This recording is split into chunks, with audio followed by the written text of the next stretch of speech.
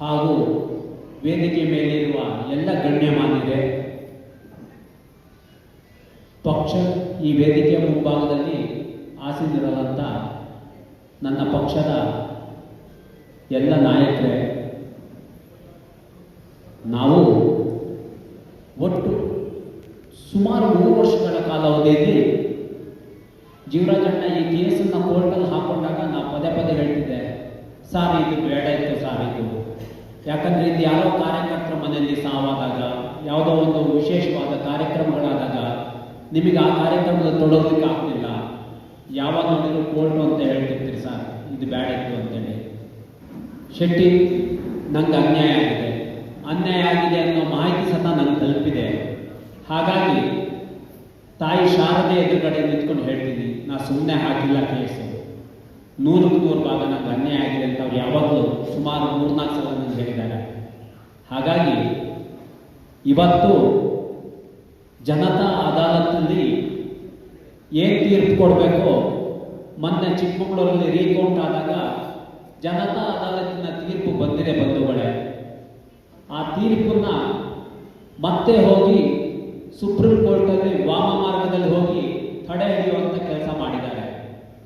ಯಾವುದೇ ನಮಗೀಗ ತಡೆ ಹಿಡಿದ ತಕ್ಷಣ ಒಂದಿಷ್ಟು ಜನ ಕಾರ್ಯಕರ್ತರ ಗೊಂದಲ ಸ್ಟಾರ್ಟ್ ಆಗಿದೆ, ಅಲ್ಲ ಹಾಗೇನಾದ್ರು ಸರಿ ಇದ್ದಿತ್ತಂದ್ರೆ ತಡೆ ಕೊಡ್ತಿತ್ತ ಕೋರ್ಟು ಅಂತೇಳಿ. ಬಂಧುಗಳೇ, ನಿಮಗೆಲ್ಲ ಗೊತ್ತಿರಲಿ, ಯಾವುದೇ ಕೋರ್ಟಿನ ವ್ಯಾಜ್ಯಗಳಿದ್ರೆ ಮುಂಚೂಣಿಯಾಗಿ ಯಾರ ಕೋರ್ಟಿಗೆ ಹೋಗಿ ತಡೆಯನ್ನು ಕೇಳ್ತಾನೆ, ಆ ಸಂದರ್ಭದಲ್ಲಿ ತಡೆ ಆಜ್ಞೆಗಳು ಸಿಗುತ್ತೆ. ಆಮೇಲೆ ನಂತರ ಏನು ಅಪೋಸಿಟ್ ಪಾರ್ಟಿ ಇದೆ ಅಂದರೆ ಅವನಿಗೆ ನೋಟಿಸ್ ಆಗುತ್ತೆ.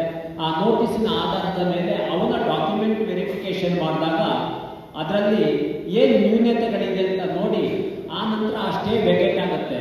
ನಂಬಿಕೆ ಭರವಸೆಗಳನ್ನು ಇಟ್ಕೊಳ್ಳಿ, 100ಕ್ಕೆ 100 ಭಾಗ ಜೀವರಾಜಣ್ಣನ ಸ್ಟೇ ವೆಕೇಟ್ ಆಗಿ ಮರು ಜೀವರಾಜಿ ವಿಧಾನಸೌಧದಲ್ಲಿ ತಾಯಿ ಶಾರದೆ ಎದುರಿಂದ ಆಗುತ್ತೆ. ಕಾರ್ಯಕರ್ತರ ನಂಬಿಕೆ ಹಾಗೂ ಶಕ್ತಿಯ ಆಧಾರದ ಮೇಲೆ ಜೀವರಾಜಣ್ಣ ಮತ್ತೊಂದು ಸಲ ಇದೇ ಅವಧಿಯಲ್ಲಿ ವಿಧಾನಸೌಧದೊಳಗೆ ಇರ್ತಾರೆ ಅನ್ನೋ ನಂಬಿಕೆ ಭರವಸೆ ನಮ್ಮಗಳಿಗಿದೆ. ಬಂಧುಗಳೇ, ಗೊತ್ತಿರಲಿ, ಇತ್ತೀಚಿನ ದಿನಗಳಲ್ಲಿ ತುಂಬಾ ಒಂದಷ್ಟು ಕಾಂಗ್ರೆಸ್ನವರು ಒಂದಷ್ಟು ಮಾತಾಡ್ತಾ ಇದ್ದಾರೆ. ನನ್ನ ಒಂದು ವಿನಂತಿ ಇದೆ, ನಾವಿಲ್ಲಿ ನನ್ನ ಪಕ್ಷದ ನಾಯಕರು ಇವತ್ತು ವೇದಿಕೆಯಲ್ಲಿ ಏನು ಹೇಳ್ತಾರೆ ಅದನ್ನ ಕಾರ್ಯಕರ್ತರಿಗೆ ಹಾಗೂ ಮತದಾರರಿಗೆ ಜನರ ಕಿವಿ ತಲುಪಿಸುವಂತ ಕೆಲಸನ ಮಾಡಿ. ಕಾಂಗ್ರೆಸ್ನವರು ಆಡಿರೋ ಮಾತನ್ನೇ ಮತ್ತೆ ಮತ್ತೆ ಮೆಲುಕು ಹಾಕುವಂತ ಕೆಲಸನ ದಯವಿಟ್ಟು ಯಾರೂ ಮಾಡಬೇಡಿ. ಇದರಲ್ಲಿ ನನ್ನ ಪಕ್ಷದ ಕೆಳಮಟ್ಟದ ಮತದಾರ ಹಾಗೂ ಕಾರ್ಯಕರ್ತನ ಆತ್ಮಸ್ಥೈರ್ಯ ಕೂಗು ಬಿಡುತ್ತೆ ಬಂಧುಗಳೇ. ಹಾಗಾಗಿ ನನ್ನ ವಿನಂತಿ ಇದೆ, ಕಾಂಗ್ರೆಸ್ನವರು ಎಲ್ಲೋ ಸೋಗಲಾಡಿತನದ ಮಾತುಗಳನ್ನ ಆಡಿರೋದನ್ನ ಅದನ್ನ ನನ್ನ ಮತದಾರ ತನಕ ತಲುಪಿಸೋ ಕೆಲಸನ ದಯವಿಟ್ಟು ಮಾಡಬೇಡಿ ಯಾರು. ನನ್ನ ಮನೆಗೆ ಒಂದಿಬ್ಬರು ನಾಯಕರು, ಪಕ್ಷದ ನಾಯಕರು ಬಂದಿದ್ರು, 1-2 ಬಾರಿ ಬಂದಿದ್ರು. ರೈತ ಒಕ್ಕೂಟದ ಏನೋ ಒಂದಷ್ಟು ಜವಾಬ್ದಾರಿನ ಹೊರಬೇಕು ಅಂತ ಹೇಳಿದ್ರು. ಆಗ ನಾನು ಹೇಳಿದೆ, ಸರಿಯಪ್ಪ, ನೀವು ಈ ಥರದಲ್ಲಿ ಈ ವೇಗದಲ್ಲಿ ನೀವು ಈ ಥರ ತಗೊಂಡು ಹೋಗ್ತಿದ್ದೀರಲ್ಲ, ಇದು ಮುಂದಕ್ಕೆ ಹೋಗಿ ಎಲ್ಲಿಗೆ ಹೋಗಿ ತಲುಪುತ್ತೆ ಈ ಥರದ ಸ್ಥಿತಿಗತಿಗಳು ಅಂತೇಳಿ. ಶೆಟ್ರೆ, ನಿಮಗೆ ಗೊತ್ತಿಲ್ಲ ಶೆಟ್ರೆ, ನನಗೆ ಆದಂಥ ತೊಂದರೆಗಳ ಬಗ್ಗೆ ನನಗೆ ತುಂಬ ನೋವಿದೆ ಅಂತೇಳಿ. ಇಲ್ಲಿ ಬಂಧುಗಳೇ, ಒಂದು ವಿಚಾರ ತಿಳ್ಕೊಂಡಿರಿ, ಯಾರು ಈ ಥರದ ವಿಚಾರಗಳನ್ನು ಹೇಳ್ತಿದ್ದಾರೋ ಸಿಕ್ಕಿದೆಲ್ಲವೂ ಅವರ ಶಕ್ತಿ ಹಾಗೂ ಸಾಮರ್ಥ್ಯ, ಅವರ ಯೋಗ್ಯತೆಗೆ ಅನುಗುಣವಾಗಿ ಸಿಕ್ಕಿದೆ ಅಂತ ಅವರು ಭಾವಿಸ್ತಾ ಇದ್ದಾರೆ. ಯಾವುದು ಸಿಕ್ಕಿದೋ ಅದಕ್ಕೆ ಜೀವರಾಜಣ್ಣ ಕಾರಣ, ಯಾವುದು ಅಧಿಕಾರ ಪ್ರಾಪ್ತಿಯಾಗಿದೋ ಅದಕ್ಕೆ ಜೀವರಾಜಣ್ಣ ಕಾರಣ. 16 ಥರದ ಅಧಿಕಾರದ ಅನುಭವಿಸಿದವರು ನಾವುಗಳು, ನಮಗೆ ಸಿಕ್ಕಿರೋದೆಲ್ಲ ನಮ್ಮ ಶಕ್ತಿ ಹಾಗೂ ನಮ್ಮ ಸಾಮರ್ಥ್ಯ ಹಾಗೂ ನಮ್ಮ ಯೋಗ್ಯತೆಯಿಂದ ಸಿಕ್ಕಿದೆ ಅಂತ ನಾವು ಭಾವಿಸ್ತಾ ಇದ್ದೀವಿ. ಸಿಗದೆ ಇರೋದಕ್ಕೂ ಎಲ್ಲದಕ್ಕೂ ಅವ್ರನ್ನ ಹೊಣೆ ಮಾಡೋದು, ಸಿಕ್ಕಿದಕ್ಕೆಲ್ಲ ನನ್ನ ಸಾಮರ್ಥ್ಯ ಕಾರಣ ಅಂತ ಭಾವಿಸುವಂತ ವ್ಯಕ್ತಿಗಳಿದ್ದಾರೆ. ನಾನು ಹೆಸರು ಹೇಳಲಿಕ್ಕೆ ಇಷ್ಟಪಡೋದಿಲ್ಲ. ಅದ್ರ ಜೊತೆ ಮುಂದುವರೆದು ನಾನು ಹೇಳಿದೆ, ಸರಿ ಇದೇ ಥರ ನೀವು ಇಡೀ ಕ್ಷೇತ್ರದಲ್ಲಿ ಈ ಥರ ಮುಂದುವರಿತಾ ಹೋದರೆ ಮುಂದಕ್ಕೆ ಚುನಾವಣೆ ಸಮೀಪ ಬಂದಾಗ ಒಂದಷ್ಟು ಈಗಾಗಲೇ ವಾಟ್ಸಪ್ ಫೇಸ್ಬುಕ್ ಇದರಲ್ಲಿ ಒಂದಿಷ್ಟು ವ್ಯಾಜ್ಯಗಳು ನಡೆಯಕ್ಕೆ ಸ್ಟಾರ್ಟ್ ಆಗಿದೆ. ಮುಂದಕ್ಕೆ ಎಲ್ಲಿ ತಗೊಂಡೋಗಿ ನಿಲ್ಲಿಸ್ತೀರಿ ಪಕ್ಷನ? ಇದು ಸರಿಯಲ್ಲ, ಇದು ಸರಿ ಬರೋದಿಲ್ಲ. ನಂಗೆ ಯಾವುದೋ ಒಕ್ಕೂಟದಲ್ಲಿ ಜವಾಬ್ದಾರಿ ಬೇಕಂತ ಏನಿಲ್ಲ, ನಾ ಭಾರಿ ಮಟ್ಟದ ರೈತ ನಾಯಕನೂ ಅಲ್ಲ. ನನಗೆ ಪಕ್ಷ ಕಟ್ಟುವಂಥ ಜವಾಬ್ದಾರಿ ನನ್ನ ಮೇಲಿದೆ. ಹಾಗಾಗಿ ನಾನು ಬಂದಿದ್ದೆ ಬಜರಂಗದಳದಿಂದ ಬಂದು ಕ್ರಮೇಣವಾಗಿ ಏನು 2004 ಚುನಾವಣೆಯಲ್ಲಿ ನಿತ್ಯ ಪಕ್ಷದ ಚಟುವಟಿಕೆ ತೊಡಗಿದೆ. 2004ರಲ್ಲಿ ನಿತ್ಯ ಪಕ್ಷದ ಚಟುವಟಿಕೆ ತೊಡಗಿದೆ.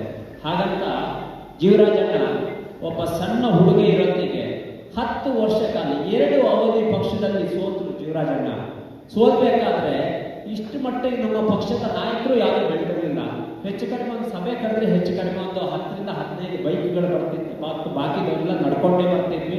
ಶೃಂಗಗಿರಿ ಲಾಡ್ಜಲ್ಲಿ ಸಭೆ ಮಾಡ್ತಿದ್ವಿ ನಾವು. ನಮ್ಮೆಲ್ಲರಿಗಿಂತಲೂ ಜಾಸ್ತಿಯಾಗಿ ಇಲ್ಲೆಲ್ಲ ಚೇತನ್ ಗಂಟೆ ಕೂತೀನಿ. ಚೇತನ್ ಗಂಟೆಗೆ ನನಗಿಂತಲೂ ಹೆಚ್ಚಿನ ಗೊತ್ತಿದೆ. ಯಾಕಂದ್ರೆ ನನ್ನ ಪಕ್ಷಕ್ಕೆ ಕರ್ತದ್ದು ಒಂದು ಚೇತನ್ ಗಂಟೆ. ಹಾಗಾಗಿ ಚೇತನ್ ಗಂಟೆ ಇದಾರ ಮೋಸ್ಟ್ ಅದೇ ಇದಾರೆ ನನ್ನ ಪಕ್ಷಕ್ಕೆ ಕರ್ತಂದು ಅವನು 97ರಲ್ಲಿ ಒಂದ್ಸಲ ಬಂದ. ಇಲ್ಲ ಮಾರಾಯ ನಾ ಪಕ್ಷದ ರಾಜಕೀಯ ವ್ಯವಸ್ಥೆ ನಾನು ಇರೋದಿಲ್ಲ ಅಂತೇಳಿ ಆಮೇಲೆ ಬಜರಂಗ ದಳ ಚಟುವಟಿಕೆ ತೊಡಗಿದೆ. ಆಮೇಲೆ ಬೇಡಾವುದು ಹರಿ ಬಜರಂಗ ದಳದ ಸಂಘಟನೆಗಾಗಿ ಸಕ್ರಿಯವಾಗಿರು ಅಂತೇಳಿ ಬಜರಂಗ ದಳದ ಜವಾಬ್ದಾರಿ ಹೊರಿಸ್ತಾ ಆಮೇಲೆ ನಿಧಾನ ಕ್ರಮೇಣ ಪಕ್ಷದ ಚಟುವಟಿಕೆ ತೊಡಗುವಂತದ್ದಾಯ್ತು. ಜೀವರಾಜಣ್ಣ ತುಂಬಾ ಕಷ್ಟಪಟ್ಟಿದ್ದಾರೆ. 10 ವರ್ಷಗಳ ಕಾಲಾವಧಿ ಎಷ್ಟು ಅವರ ಒಂದು ಹಳೆ ಜೀಪು ಇಟ್ಕೊಂಡು ಇಡೀ ಕ್ಷೇತ್ರದಿಂದ ತಿನ್ಬೇಕಾದ್ರೆ ಜೀವರಾಜಣ್ಣನ ನಾವು ಯಾರು ಬೆಳ್ಳಿ ತಟ್ಟಲ್ಲಿ ಇಟ್ಟು ಅಧಿಕಾರ ಕೊಟ್ಟಿಲ್ಲ ಬಂಧುಗಳೇ. ತುಂಬಾ ಶ್ರಮ ವಹಿಸಿದ್ದಾರೆ. 2 ಚುನಾವಣೆ ಸೋತ್ರೆ 3ನೇ ಚುನಾವಣೆ ಮೋಸ್ಟ್ಲಿ ಅವ್ರ ಹತ್ರ ಚುನಾವಣೆ ಮಾಡೋಕ್ಕೂ ಸಹ ಹಣ ಇತ್ತೋ ಇಲ್ಲೋ ಗೊತ್ತಿಲ್ಲ. ನಾವು ಗುಡ್ಡಿ ಬೈಲಿನ ಒಂದು ಸಭೆಯಲ್ಲಿದ್ವಿ. ನರೇಂದ್ರ ಮೋದಿ ಅವರು ಶೃಂಗೇರಿ ಬರ್ತಾರ ಅನ್ನೋದು ಒಂದು ಮೆಸೇಜ್ ಬಂತು. ಮೆಸೇಜ್ ಬಂದಾಗ ಜೀವರಾಜಣ್ಣ ಪಾಪ ಕಂಗಾಲಾದ್ರು. ಇರೋದಿಲ್ಲ ಉಳ್ಕೊಂಡಿರೋದು ಬರೀ 2 ದಿವಸ. ಹೆಚ್ಚು ಕಡಿಮೆ ಅವಾಗ ಮೊಬೈಲ್ ಇದ್ದವರು 100ರಲ್ಲಿ 2ರಿಂದ 3 ಜನ ಇರ್ಬೋದು. ಜೀವರಾಜಣ್ಣ ಒಂದು 2ರಿಂದ 3 ಜನ ಇರ್ಬೋದು. ಹೇಗೆ ಜನ ಸೇರಿಸಂತ ಜೀವರಾಜಣ್ಣ ಸಹ ಕಂಗಾಲಾದ್ರು.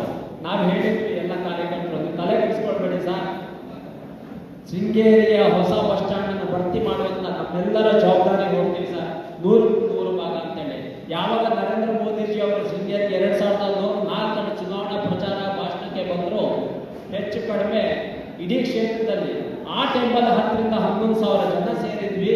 ಆಗ್ಲೇ ಗೊತ್ತಾಗಿತ್ತು ನಮಗೆ ಜೀವರಾಜಣ್ಣ ಗೆಲ್ತಾರೆ ಅಂತೇಳಿ. ಈ ಸಲ ಚುನಾವಣೆ ಹೋಗೋತ್ತಿಗೂ ಅಷ್ಟೇ ಸುಧಾಕರ್ ಶೆಟ್ಟರ್ ಒಂದು ನಮ್ಮ ವಿಧಾನಸಭಾ ಕ್ಷೇತ್ರಕ್ಕೆ ಬಂದು ಲಗ್ಗೆ ಹಾಕಿಲ್ಲ ಅಂದ್ರೆ 100ಕ್ಕೆ 100 ಭಾಗ ನಾವು 10,000 ಓಟಿನ ಅಂತರದಲ್ಲಿ ಗೆಲ್ತಿದ್ವಿ. ಆ ನಂಬಿಕೆ ಇತ್ತು. ನಾನು ಸಹ ಚುನಾವಣಾ ಸಂದರ್ಭದಲ್ಲಿ ಭಾಷಣ ಮಾಡಿದ್ದೆ 2004ರ ಚುನಾವಣೆಯ ರಿಸಲ್ಟ್ ಮರುಕಳಿಸುತ್ತೆ ಅಂತೇಳಿ. ಹಾಗಾಗಿ ಬಂಧುಗಳೇ, ಇವತ್ತಿಗೂ ನಾವೊಂದು ನಮ್ಮ ತಾಲೂಕಲ್ಲಿ ಒಬ್ಬರು ಜಡ್ಪಿ ಮೆಂಬರ್ ಮಾಜಿ ಜಿಲ್ಲಾ ಪಂಚಾಯತ್ ಸದಸ್ಯರು ಅವ್ರಿಗೆ ಫೋನ್ ಮಾಡಿದಾಗ ನಾಳೆ ಕೊಪ್ಪದಲ್ಲಿ ಈ ಥರದ ಸಭೆ ಇದೆ ಅಂತ ಹೇಳಿದಾಗ ಅವ್ರು ಹೇಳ್ತಾರೆ ನನ್ನ ಕ್ಷೇತ್ರ ಮಟ್ಟದ ಯಾವ ನಾಯಕರು ಸಹ ಇಷ್ಟೊತ್ತಂತ ಫೋನ್ ಮಾಡಿಲ್ಲ, ಫೋನ್ ಬಂದ್ರೆ ನೋಡ್ತಿದ್ದೀನಿ ಅಂತ ಹೇಳ್ತಾರೆ. ಯಾಕಂದ್ರೆ ಅವ್ರು ಹಾಗೆ ಇರ್ತಾರೆ, ಅವ್ರು ಬದಲಾಗಲ್ಲ. ಯಾಕಂದ್ರೆ ಒಂದು ದಿವಸ ನಮ್ಮ ಪಕ್ಷದ ಕರಪತ್ರ ಹಿಡಿದಿರ್ಲಿಲ್ಲ.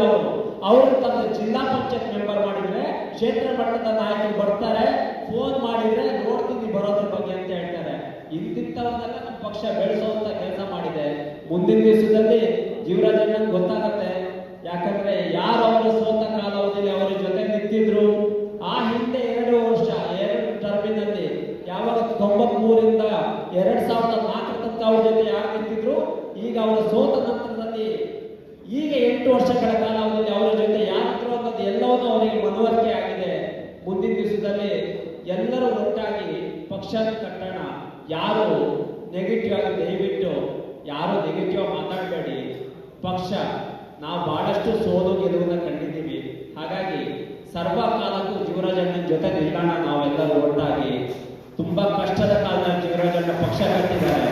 ಇವತ್ತು ನಮ್ಮ ಹತ್ರ ಎಲ್ಲ ವ್ಯವಸ್ಥೆ ಇದೆ ಬಂಧುಗಳೇ. ಏನು ಇಲ್ಲಿದ್ದ ಜೀವರಾಜಣ್ಣ 16 ವರ್ಷ ಪಕ್ಷಕ್ಕೆ ಸಣ್ಣ ವಯಸ್ಸಿನ ಹುಡುಗದಿಂದ ತಿರುಗಾಟ ಮಾಡಿ ಇವತ್ತು ನಮಗೆಲ್ಲರಿಗೂ ಅಧಿಕಾರ ಕೊಡಿಸಿದ್ದಾರೆ. ನಮಗೆಲ್ಲವೂ ಕಚೇರಿಗಳಲ್ಲಿ ಹೋದ್ರೆ ಒಂದು ಸ್ಥಾನಮಾನ ಗೌರವ ಸಿಕ್ಕಿ ಒಂದು ಚೇರ್ ಹಾಕಿದ್ರೆ ಜೀವರಾಜಣ್ಣನ ಶ್ರೀರಕ್ಷೆ ನಮ್ಮ ತಲೆ ಮೇಲೆ ಇದ್ದಿದ್ರಿಂದ ಮಾತ್ರ ನಮಗೆ ಆ ಜಾಗದಲ್ಲಿ ನಿಮಗೆ ಆ ಸ್ಥಾನಮಾನದ ಆ ಚೇರ್ಗಳು ಸಿಕ್ಕಿರೋದು. ಬಂಧುಗಳೇ, ನಿಮಗೆ ಒಂದು ಸಣ್ಣ ವಿಚಾರ ಹೇಳ್ತೀನಿ. ನಾನು ಪಟ್ಟಣ ಪಂಚಾಯತಿ ಮಾಜಿ ಅಧ್ಯಕ್ಷ. ಈಗ ಮೊನ್ನೆ ಜೀವರಾಜ್ 1 ವಾರದ ಕಾಲಾವಧಿಗೆ ಗೆದ್ದಾಗ ನಾನು ಯಾವುದೋ ವಿಚಾರಕ್ಕೆ ತಹಸೀಲ್ದಾರಿಗೆ ಹಾಗೂ ಸಬ್ ಇನ್ಸ್ಪೆಕ್ಟರ್ಗೆ ಯಾವುದೋ ವಿಚಾರಕ್ಕೆ ಒಂದಿಷ್ಟು ವಿಚಾರಕ್ಕೆ ಫೋನ್ ಮಾಡಿದ್ದೆ. ಫೋನ್ ಮಾಡಿದಾಗ ಹೇಳ್ರಿ ಅಂತಿದ್ರು. ಆ ಮಧ್ಯದ 1 ವಾರದಲ್ಲಿ ಯಾವುದೋ ವಿಚಾರಕ್ಕೆ ಫೋನ್ ಮಾಡಿದಾಗ ಸರ್ ಹೇಳಿ ಸರ್, ಬರೀ 1 ವಾರದಲ್ಲಿ ಆದಂತ ಬದಲಾವಣೆಗಳನ್ನ ನಾನು ನಿಮಗೆ ಹೇಳ್ತಿದ್ದೀನಿ. ಅದಕ್ಕಾಗಿ ನಾನು ಹೇಳ್ತಿದ್ದೀನಿ, ಈ ಕ್ಷೇತ್ರದಲ್ಲಿ ಬಿಜೆಪಿ MLA ಇರಬೇಕು, ಈ ಕ್ಷೇತ್ರದಲ್ಲಿ ಜೀವರಾಜಣ್ಣ ಗೆದ್ದಿರಬೇಕು. ಆಗ ಮಾತ್ರ ನಮ್ಮ ಸ್ಥಾನಮಾನಕ್ಕೆ ಗೌರವ ಸಿಗೋದು. ನಮ್ಮ ಹುದ್ದೆಗಳಿಗೆ ಗೌರವ ಸಿಗಬೇಕಾದ್ರೆ ಜೀವರಾಜಣ್ಣನ ಶ್ರೀರಕ್ಷೆ ನಮ್ಮ ತಲೆ ಮೇಲೆ ಇರಬೇಕು ಬಂಧುಗಳೇ. ಪ್ರಾಮಾಣಿಕವಾಗಿ ಅಧಿಕಾರ ಕಾಲಾವಧಿಯಲ್ಲಿ 3 ಅವಧಿಗೆ ಇದ್ರು ಸಹ ಒಂದು ಸಣ್ಣ ಭ್ರಷ್ಟಾಚಾರದಲ್ಲಿ ತುಳಂದೆ ಜೀವರಾಜಣ್ಣ ರಾಜಕಾರಣ ಮಾಡಿದ್ದಾರೆ ಬಂಧುಗಳೇ. ನಾನು ಈ ಹಿಂದೆನೂ ಹೇಳ್ತಿದ್ದೆ, ಯಾರ್ಯಾರೋ ಅಧಿಕಾರಿಗಳು ಬಂದು ಜೀವರಾಜಣ್ಣನಿಗೆ ಕೊಡ್ಲಿಕ್ಕೆ ಆಗ್ತಿದ್ದ ನಮ್ಮನೆ ಬಾಗ್ಲಿಕ್ಕೆ ಸೆಕೆಂಡ್ನಲ್ಲಿ ಬಂದಾಗ ನಾನು ಬೈದು ಕಳಿಸಿದ್ದೀನಿ, ನೀವು ಹೀಗೆ ಬೈದು ಕಳಿಸಿದ್ದಾರೆ ನನಗೆ ಹೊಡೆದು ಕಳಿಸ್ತಾರೆ ಅಂತೇಳಿ. ಬಂಧುಗಳೇ, ಗೊತ್ತಲ್ಲ ಇವತ್ತು ಹೆಚ್ಚು ಕಡಿಮೆ 10,000 ರೂಪಾಯಿ ಹೆಚ್ಚು ಎಕರೆ ಜಾಗವನ್ನ ಮಂಜೂರಾತಿ ಮಾಡಿಕೊಂಡಂತ ಜೀವರಾಜಣ್ಣ ಇವತ್ತು ಎಲ್ಲವೂ ಕೆಲವೊಂದಷ್ಟು ಜನ ಮರ್ತಂಗಿದೆ. ಯಾಕಂದ್ರೆ ಅವತ್ತು ಎಕರೆಗೆ ಬೇರೆ ವಿಧಾನಸಭಾ ಕ್ಷೇತ್ರ ನಡೆಯುತ್ತಲ್ಲ, ನಮ್ಮ ಪಕ್ಕದ ವಿಧಾನಸಭಾ ಕ್ಷೇತ್ರದಲ್ಲಿ ಅವಾಗ ಕಿಮ್ಮನೆ ರತ್ನಾಕರ್ ಅವರು MLA ಆಗಿದ್ರು. ಸ್ಟಾಂಪೇಟರ್ಗಳಿಗೆ ವ್ಯವಹಾರ ಒಪ್ಪಿದ್ರು. ಆಗ 1 ಎಕರೆ 1 ರಿಂದ 2 ಲಕ್ಷ ನಡೀತಿತ್ತು. ಈ ಪುಣ್ಯಾತ್ಮ 1 ರೂಪಾಯಿ ತಗೊಂಡು ಇದ್ದವರಿಗೆಲ್ಲ ಅಧಿಕಾರಿಗಳನ್ನು ಕರೆದ್ರು, ಪತ್ರಕರ್ತರನ್ನು ಕರೆದ್ರು, ರೈತ ನಾಯಕರನ್ನು ಕರೆದ್ರು. ಯಾರಾದ್ರೂ ನನ್ನ ಹೆಸರು ಹೇಳಿ 1 ರೂಪಾಯಿ ಕೇಳಿದ್ರೆ ಅವನ ಕೊರಳು ಪಟ್ಟಿ ಹಿಡ್ಕೊಂಡು ನನ್ನ ಮನೆ ಬಾಗಿಲಿಗೆ ಕರ್ಕೊಂಡು ಬನ್ನಿ ಅಂತ ಹೇಳಿದ್ರು. ಈ ತರದ ನಾಯಕತ್ವ ಎಲ್ಲೂ ಕಂಡಿಲ್ಲ ಬಂಧುಗಳೇ. ಬಹಳಷ್ಟು ಜನ MLAಗಳಲ್ಲಿ ಈ ವಿಧಾನಸಭಾ ಕ್ಷೇತ್ರ ನೋಡಿದ್ದೀವಿ. ಹಾಗಾಗಿ ದಯವಿಟ್ಟು ನಾವು ಮುಂದಿನ ದಿವಸದಲ್ಲಿ ಪಕ್ಷದ ಜೊತೆ ಕೈ ಜೋಡಣೆ ಮಾಡಿ ಕೆಲಸ ಮಾಡೋಣ. ಧೈರ್ಯ ಕೆಡೋದು ಬೇಡ. ಪಕ್ಷಕ್ಕೆ ಅದರದ್ದೇ ಆದ ಶಕ್ತಿಗಳಿದೆ. ನಾವೆಲ್ಲರೂ ಒಟ್ಟಾಗಿ ಕೆಲಸ ಮಾಡೋಣ. ನನ್ಗೆ 2 ಮಾತುಗಳನ್ನು ಮಾತಾಡಲಿಕ್ಕೆ ಅವಕಾಶ ಕೊಟ್ಟಿದ್ದಕ್ಕೆ ಧನ್ಯವಾದ ಹೇಳ್ತಾ ನನ್ನ ಮಾತಿಗೆ ವಿರಾಮಿಸ್ತೀನಿ ಬಂಧುಗಳೇ.